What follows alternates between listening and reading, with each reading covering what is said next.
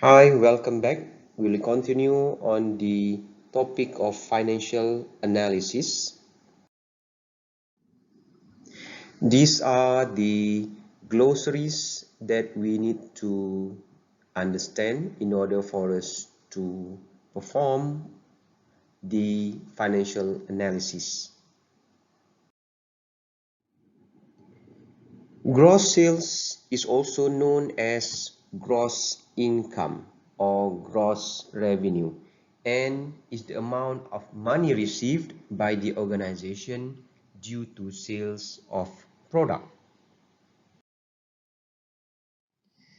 The expenses as well as taxes are not deducted yet, even though an organization's bottom line or the net income gets most of the attention from investors. The top line or the gross sales is where the revenue or income process begins. The second one is cost of sales. So this is known as cost of goods or products sold or cost of services.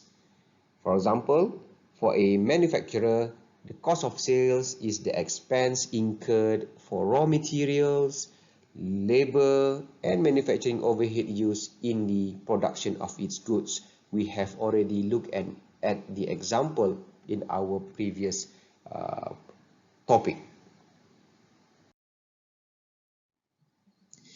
In short, cost of sales is the expenses incurred for manufacturing the raw materials into finished products. While it may be stated separately, depreciation expenses belong to the cost of sales. Depreciation takes into account the wear and tear of some assets such as machinery, tools, and furniture which are used over the long term.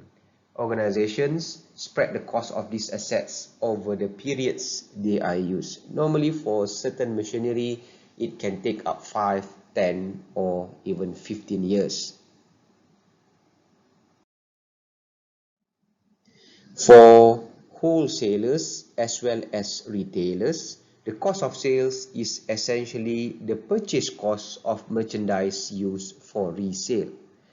And for service-related businesses, cost of sales represent the cost of services rendered or cost of revenues. So you should be able to identify the differences between different type of business.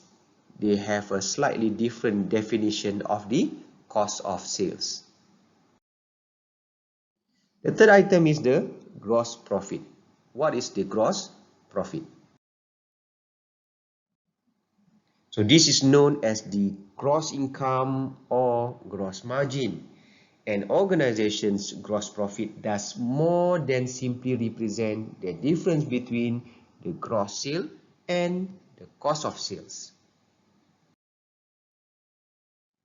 The gross profit provides the resources to cover all the organization's other expenses. The greater and more stable an organization's gross profit, the greater potential there is for a positive net income. So it will be positive net income.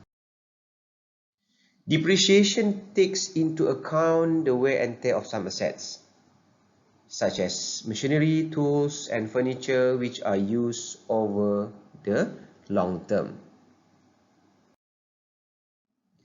Next, we look into the operating expenses in the following video.